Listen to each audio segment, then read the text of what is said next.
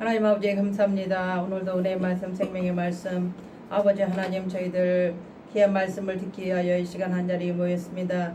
말씀을 전하는 자나 받는 자가 하나님 은혜로 받게 하여 주옵소서. 예수님의 이름으로 기도합니다. 아멘. 오늘 하나님의 말씀의 본문은 마태복음 6장 19절로 24절 말씀입니다. 너희를 위하여 보물을 땅에 쌓아두지 말라. 거기는 좀과 동록이 해하며 도둑이 구멍을 뚫고 도둑질하느니라. 오직 너희를 위하여 보물을 하늘에 쌓아두라. 거기는 좀이나 동록이 해하지 못하며 도둑이 구멍을 뚫지도 못하고 도둑질도 못하느니라. 내 보물이 있는 그곳에는 내 마음도 있느니라.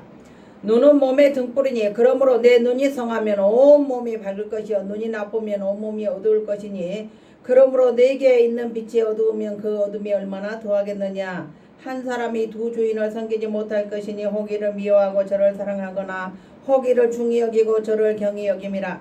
너희가 하나님과 재물을 겸하여 섬기지 못하느니라. 아멘. 오늘 하나님의 말씀의 제목은 그리스도인의 재물관입니다. 오늘 본문은 재물에 대한 교훈을 예수님께서 우리에게 말씀해 주고 계십니다. 예수님께서는 도둑이나 동록이 해야 하는 땅이 아니라 아무도 해하지 못하는 하늘나라에 재물을 쌓아두라고 말씀하셨습니다. 이는 재물이 있는 곳에 우리의 마음이 있기 때문입니다. 또한 사람이 두 주인을 섬기지 못하듯이 하나님과 재물을 함께 섬기지 못하므로 세상에 가치 없는 재물이 아니라 하나님만을 섬길 것을 예수님은 우리에게 말씀하셨습니다. 이스라엘에서는 음식을 비롯해 중요한 보물들을 창고에 보관하였습니다. 그런데 종종 좀이 쓸거나 금속을 부속시키는 동록이 발생하여 귀중한 물품을 못쓰게 만드는 일이 종종 생겼습니다. 또한 팔레스타인의 건물은 주로 흙을 사용하여 건축되었기 때문에 도적들이 바깥쪽에서 진흙벽에 구멍을 뚫고 침입하여 물건을 훔치는 일이 종종 있었습니다. 2000년 전에 예수님 당시의 시대를 말씀하고 있습니다. 이런 점에서 지상에 건축된 창고는 절대적인 안전을 보장하지 못하였습니다. 그래서 예수님께서는 보물을 하늘에 쌓아두라고 말씀하셨습니다. 여기서 하늘은 세상을 주관하시는 절대자를 의미하고 있습니다. 고대인들에게 하늘은 세상을 다스리시는 자가 거주하는 곳으로 여겼습니다. 따라서 하늘은 곧 세상을 주관하시는 하나님을 상징하는 것입니다. 한편 눈은 사람이 사물을 보고 판단하고 행동하게 하는 가장 중요한 신체 기관입니다. 성경에서는 눈은 하나님의 율법을 보고 깨닫는 중요한 인식기관이며 그 사람의 선함과 악함, 경건함과 우상숭배의 제약성을 드러내는 창문으로 묘사하고 있습니다. 이러한 눈은 슬픔이나 눈물로 말미암아 어두워질 수도 있으며 근심으로 인하여 쇠하여질 수도 있습니다. 본문에서 눈이 나빠진 것은 재물에 대한 탐심으로 진리를 깨닫지 못하는 아주 어리석은 상태가 되었음을 비유적으로 말씀하고 있습니다. 예수님께서는 재물의 불의함이 아니라 재물에 집착하여 하나님보다 더 재물을 사랑하는 잘못된 태도에 대해 말씀하고 계십니다. 그러므로 보물을 하늘에 쌓아두라. 이 말씀은 재물을 소유하되 개인의 이익과 쾌락을 위하여 쌓아두지 말고 하나님 나라를 위하여 사용하고 하나님 나라 복음 전파를 위하여 하나님 나라 확장을 위하여 가치 있게 사용하라라는 의미가 되겠습니다. 예수님은 이 세상의 것을 부정하지 않고 적극적으로 활용하여 하나님의 창조 섭리에 맞도록 사용하는 것이 아주 바람직한 재물관이라는 것을 우리에게 말씀하고 계십니다. 그리스도인이라면 재물에 대하여 어떤 태도를 취해야 할까요? 그리스도인이 하나님과의 바른 관계를 갖기 위해서는 반드시 가난하게만 살아야 할까요? 그것은 아닙니다. 우리는 마치 예수님께서 재물을 소유하는 것에 대하여 나쁘게 말씀하신 것처럼 생각합니다. 그러나 예수님께서 재물이나 부함 또는 보물을 소유하는 것 자체에 대하여 정죄하지 않으셨습니다. 예수님께서 금지하신 것은 물질 자체가 아닙니다. 예수님께서 경계하라고 말씀하는 것은 물질에 대한 사랑입니다.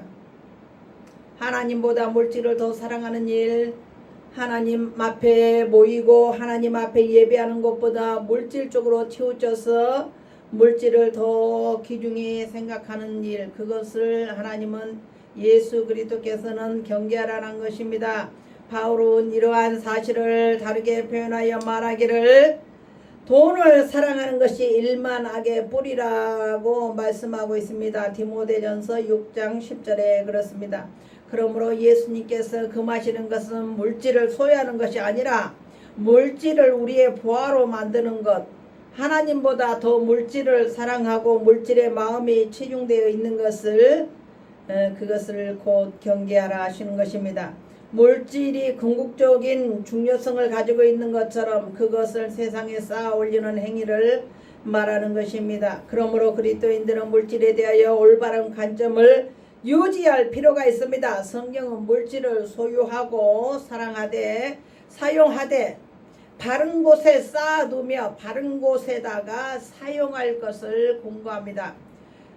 이 세상에 물질을 주시는 분도 하나님이십니다. 이 물질을 악하고 천박시 여기고 물질을 그냥 돈을 벌지 않는 것이 올바른 재물관이 아니고 열심히 부지런히 일을 하여 물질을 소유하되 그 물질을 하나님의 나라의 확장, 하나님의 영광을 위해서 헌신하고 쓰고, 그리고 하나님 나라를 위해서 우리가 물질을 사용하라라는 것입니다.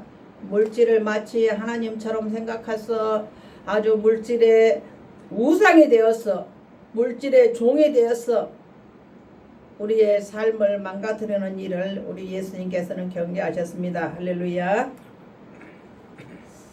에스겔서 28장 5절에 말씀하기를 내 큰 지혜와 장사함으로 재물을 더하고 그 재물로 인하여 내 마음이 교만하였도다. 누가복음 16장 13절 집 하인이 두 주인을 섬길 수 없나니 혹 이를 미워하거나 저를 사랑하거나 혹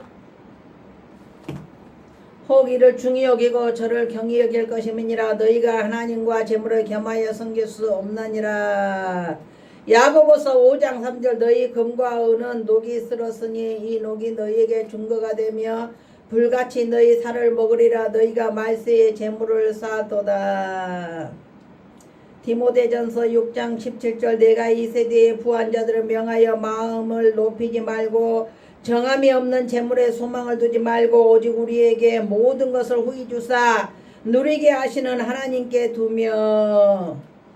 시편 52편 7절 이 사람은 하나님으로 자기 힘을 삼지 아니하고 오직 그 재물의 풍부함을 의지하며 제약으로 스스로 든든케 하던 자라 하리로다. 요한일서 3장 17절 누가 이 세상의 재물을 가지고 형제의 궁핍함을 보고도 도와줄 마음을 막으면 하나님의 사랑이 어찌 그 속에 거할까 보냐. 이렇게 재물은 한낱 하나님께서 우리에게 주신 수단이에요. 수단.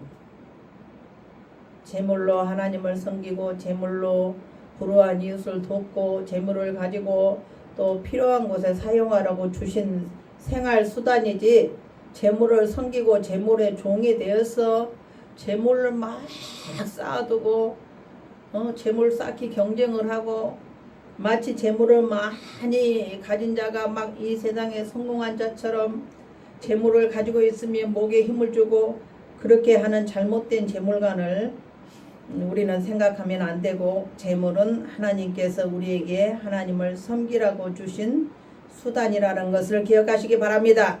첫 번째, 재물과 마음의 상관관계입니다. 예수님께서는 보물이나 보물을 쌓는 행위를 비판하지 않으셨습니다. 다만 보물을 어디에 쌓아두느냐를 보면 그 사람의 마음이 어디에 있는지를 알 수 있다고 말씀하셨습니다. 예수님께서는 보물을 쌓아둘 수 있는 장소로서 땅과 하늘을 대조시키고 계십니다. 대부분의 사람들은 땅에 보물을 쌓아두었습니다. 그러나 땅에 보물을 쌓아두는 것과 좀과 동록 그리고 도적에 의해서 위협을 받게 됩니다. 이것들은 각각 세상의 내적인 그리고 외적인 위험을 가리키는 것입니다. 여기서 좋은 옷감을 갉아먹는 벌레를 가리키며 동록은 동록은 동전은 녹을 슬게 하는 것을 가리킵니다. 한편 여기에 좀이 나오는 것은 고대인들이 호화로운 옷을 보물로 여겼기 때문입니다. 또한 구멍을 뚫는다라는 것은 팔레스타인들에게서는 집의 벽을 돌이나 진흙 벽돌로 만들었기 때문에 도둑들이 침입할 때에 주로 집 밖에서 벽에 구멍을 뚫고 침입했음을 보여주는 것을 말합니다. 이러한 땅의 불안전성에 대해 하늘은 안전하고도 영원한 지속성이 있으며 거룩성이 있고 가치성이 있다라는 것을 예수님은 우리에게 말씀하고 있는 것입니다. 그래서 예수님께서는 기왕에 보물을 쌓아두려면 안전하지 않은 땅보다는 안전한 천국에 쌓아두라고 말씀하고 있습니다. 우리가 재물과 관련하여 분명히 알아야 하는 원리는 우리가 재물을 어디에 투자하고 쌓아두느냐 하는 것은 우리의 관심사가 무엇이며 어디에가 있느냐를 가장 분명하게 나타내 보여준다는 것입니다. 재물은 물질적인 것이지만 또 우리의 정신과 영적인 상태를 보여주는 지표가 됩니다. 우리는 열심히 일해서 재물을 돈을 벌어야만 합니다. 그런데 중요한 것은 그것을 정당한 방법으로 벌어야 하며 또한 본문이 가르치는 바와 같이 정당하게 사용해야 한다라는 것입니다. 우리의 마음이 하나님과 어떠한 관계를 맺고 있느냐가 우리의 재물을 사용하는 모습에 그대로 나타나기 때문입니다. 우리는 재물을 세상에서의 삶을 위하여 사용하는 것이 얼마나 불완전한지를 생각해야 합니다. 비록 배금주의와 물질 만능 사상이 팽배한 오늘의 상황이지만 우리는 그 속에서도 영혼을 사모해야 하는 하늘나라의 성도들인 것입니다. 그러므로 우리의 마음은 우리가 진정으로 지향하고 추구해야 하는 것, 즉 하나님과 하나님의 나라를 추구해야 하며 우리의 재물 사용은 우리가 추구하는 바가 무엇인지 분명히 보여줄 수 있어야 하는 것입니다. 아멘. 두 번째, 재물에 대한 바른 시각을 가져야 합니다. 본문에서 예수님께서는 재물을 땅에 쌓는 것과 하늘에 쌓는 것에 대하여 다른 방식으로 설명하고 계십니다.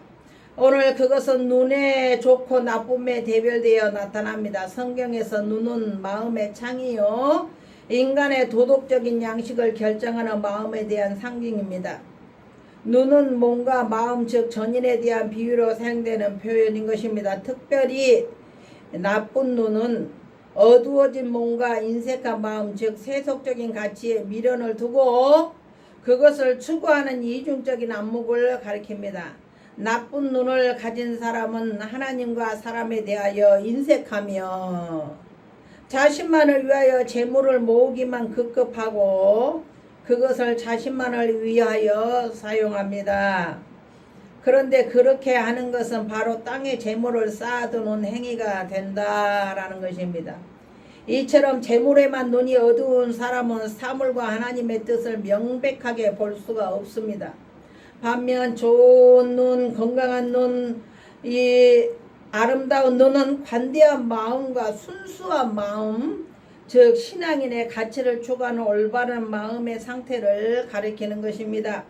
그는 재물을 하나님을 위해 사용할 줄 압니다. 특히 그는 관대하게 연약한 자들에게 자신의 재물을 나누어 주므로 자신의 진정한 관심이 세상적인 부의 추구에 있지 않음을 증명하는 것입니다.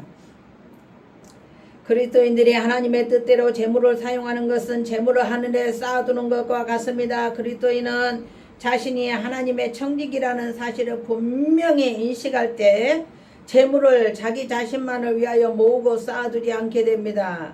그래서 그는 그 재물들을 하나님께서 원하시는 대로 하나님의 나라를 위하여 하나님의 교회를 위하여 하나님의 백성들을 돕기 위하여 사용하며 더 나아가 이 세상을 하나님의 이름으로 풍요롭고 따뜻하게 하기 위하여 사용하게 되는 것입니다.